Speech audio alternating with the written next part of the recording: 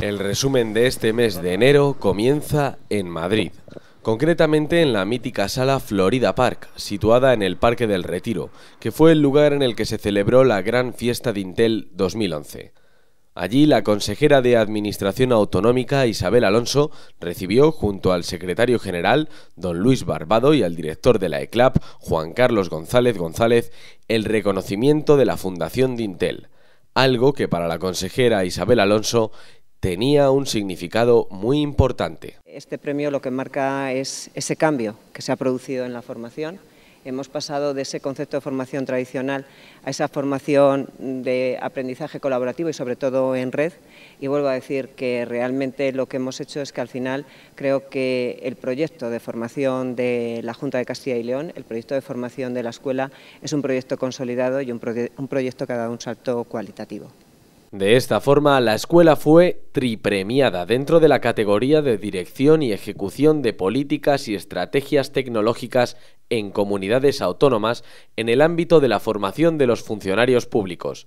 La ceremonia contó con la asistencia del vicepresidente tercero del Gobierno y ministro de Política Territorial y Administración Pública, Manuel Chaves, que fue el encargado de inaugurar un acto al que asistieron algunas de las personalidades más importantes de nuestro país.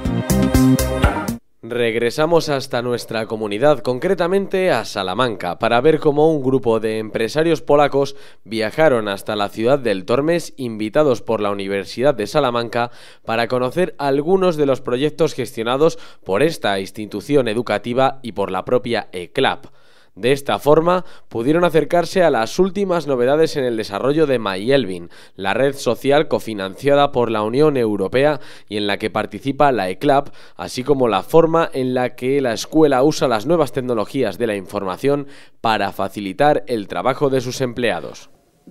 Nos ha gustado la manera en la que la ECLAP ofrece a sus empleados el acceso a la información a través de las nuevas tecnologías, y esto es particularmente impactante para mí, el gran impacto que tiene y permite a mucha gente ser parte activa y ganar conocimientos más allá de sus horas de trabajo.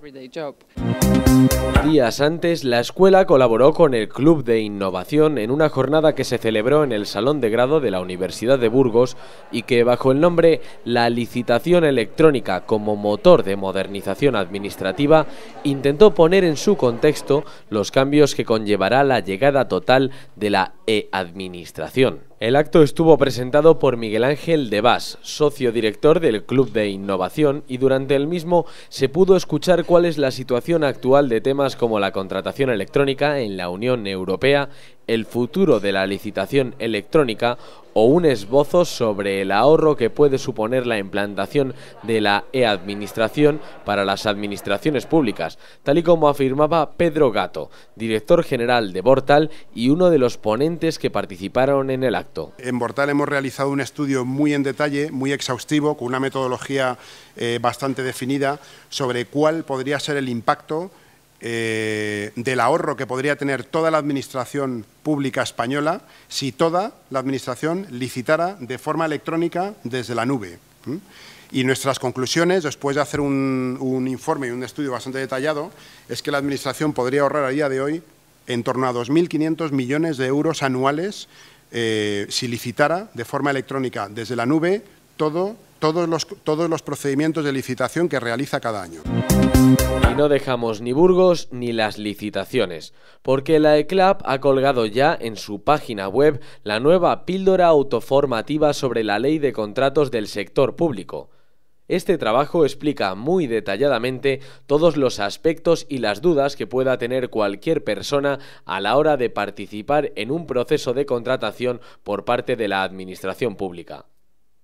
Aunque ya llevaba tiempo colgada en la web de la escuela, la píldora ha sido totalmente reformada, algo que nos explica Teresa Medina, profesora de Derecho de la Universidad de Burgos y una de las encargadas de esa remodelación. En el año 2010 la ley se modificó en 6 ocasiones distintas y entonces era necesario hacer una reestructuración, un poco un compendio, facilitar a todos aquellos que estén interesados todas las novedades que ha sufrido la ley en estos últimos tiempos. Unas novedades que se centran, como recalcaba Teresa Medina, en todo lo referente a la Unión Europea. La novedad más importante es la de la Ley 34/2010 de 5 de agosto, que modifica completamente el sistema del régimen contractual, del régimen, de recursos de todos los contratos. Entonces era necesario esta modificación porque se incorpora a la ley un nuevo libro, el último de los libros, en el que se recogen todas las novedades más importantes procedentes sobre todo del derecho de la Unión Europea. Pero no solo hay novedades en lo referente a esas píldoras autoformativas. La llegada de febrero ha marcado, como decíamos, el comienzo de la actividad, algo que se ha notado y mucho en lo referente al desarrollo de la primera convocatoria de seleccionados para algunos de los cursos del Plan de Formación para 2011. Y de nuevo, las expectativas se han rebasado. Más de 10.000 empleados públicos se han inscrito en esta primera convocatoria en la que la ECLAP sacaba casi 7.000 plazas distribuidas en más de 250 cursos. Así ha comenzado la distribución académica para este año, tanto para los cursos de formación continua como para los de formación sectorial. Todo un éxito que demuestra la calidad de los programas ofertados por la Escuela de Administración Pública de Castilla y León y que repasaremos a fondo aquí en ECLAP Online.